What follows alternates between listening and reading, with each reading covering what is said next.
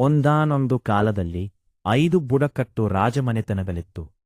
ಆ 5 ಮನೆತನದವರು ಒಂದೇ ವಂಶದವರಾಗಿದ್ದು ದೇವರ ಮೇಲೆ ಅಪಾರ ನಂಬಿಕೆ ಹೊಂದಿದವರಾಗಿದ್ದರು.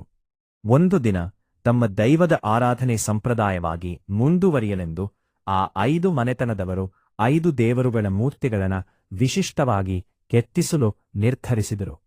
ದೇವರುಗಳಿಗಾಗಿ ದೇವಸ್ಥಾನ ನಿರ್ಮಿಸಲು ಅವರು ದೊಡ್ಡ ದೊಡ್ಡ ತೆಪ್ಪಗಳಾದ ಅಂಡೇವುಗಳಲ್ಲಿ ವಜ್ರ, ವೈಡೂರ್ಯ, ಮುತ್ತು, ಬಂಗಾರ, ರತ್ನಗಳನ್ನು ತುಂಬಿ ಒಂದು ಹತ್ತಿರ ಸುರಕ್ಷಿತವಾಗಿ ಇಡಲಾಗಿತ್ತು. ಆದರೆ ಈ ರಹಸ್ಯ ಮಾಹಿತಿ ಎದುರಾಳಿಯಾದ ವೈರಿಗಳಿಗೆ ತಿಳಿದುಬಿಟ್ಟಿತು. ಶೀಘ್ರದಲ್ಲೇ ದಂಡೆತ್ತಿ ಯುದ್ಧ ಮಾಡಲು ಬರುವ ಸೂಚನೆ ದೊರಕಿತು. ಅಪಾಯವನ್ನು ಅರ್ಥಮಾಡಿಕೊಂಡ ಆ 5 ಮನೆತನದವರು ಆ 5 ಅಂಡೇವುಗಳನ್ನು ಚಿಕ್ಕದಾಗಿರುವ ಕೊಳವೆ ಬಾವಿಯಲ್ಲಿ ಮುಚ್ಚಿಟ್ಟು ದೇವರ ಮೂರ್ತಿಗಳನ್ನು ಅದರಲ್ಲಿಯೇ ಜಪ್ತಿಸಿಕೊಂಡು ಪ್ರಾರ್ಥನೆ ಮಾಡಿದರು.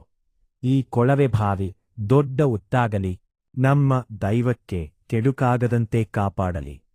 ಅವರ ಹೃದಯದ ಪ್ರಾರ್ಥನೆ ಕೇಳಿದಂತೆಯೇ ಆ ಕೊಳವೆ ಬಾವಿ ದೊಡ್ಡ ಉತ್ತಾಗಿ ರೂಪಾಂತರಗೊಂಡಿತು. ಉತ್ತದ ಒಳದಲ್ಲಿ ಒಂದು ಬೃಹತ್ತ ಸರ್ಪ ದೈವಿಕ ಕಾವಲಿಗೆ ನಿಂತಿತು. ಅಷ್ಟರಲ್ಲಿ ಯುದ್ಧಕ್ಕೆ ಬಂದ ವೈರಿಪಡೆ ಅವರು ಕಟ್ಟಿಸಿದ್ದ ಚಿಕ್ಕ ದೇವಸ್ಥಾನವನ್ನು ಆಕ್ರಮಿಸಿ ಒಳನುಗ್ಗಿ ವಜ್ರ, ಬಂಗಾರ, ಮುತ್ತು, ರತ್ನಗಳನ್ನು ಹುಡುಕಲಾರಂಭಿಸಿದರು. ಆದರೆ ಅವರಿಗೆ ಯಾವ ವಸ್ತುವೂ ಸಿಗಲಿಲ್ಲ. ಅವರಿಗೆ ಕಂಡುಬಂದದ್ದು ದೇವರುಗಳ ಮೂರ್ತಿಗಳಷ್ಟೇ. ಕೋಪದಿಂದ ಅವರು ಆ ಮೂರ್ತಿಗಳನ್ನು ನೆಲಸಮ ಮಾಡಿದರು. 5 ಮನೆತನದವರ ವಂಶಸ್ಥರನ್ನು ಛಿದ್ರವಾಗಿ ಕೊಂದು ಹಾಕಿದರು. ಸಿಕ್ಕವರನ್ನು ಕತ್ತಿಹಾಕಿ ಒಯ್ದರು.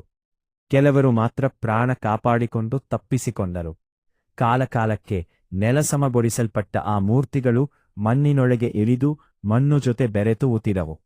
ಆ 5 ಅಂಡೇವುಗಳಲ್ಲಿ ಇರುವ ಮುತ್ತು, ರತ್ನಗಳು, ವಜ್ರ, ವೈಡೂರ್ಯಗಳು ಇನ್ನೂ ಉತ್ತದ ಹಿಂದಿನ ಭಾಗದಲ್ಲಿ ಸರ್ಪದ ಕಾವಲಿನಲ್ಲಿ ಮಣ್ಣಿನೊಳಗೆ ಮಿಚ್ಚಿ ಹೋಗಿವೆ ಎಂಬ ನಂಬಿಕೆ ಇಂದಿಗೂ ಜೀವಂತವಾಗಿಯೇ ಇದೆ.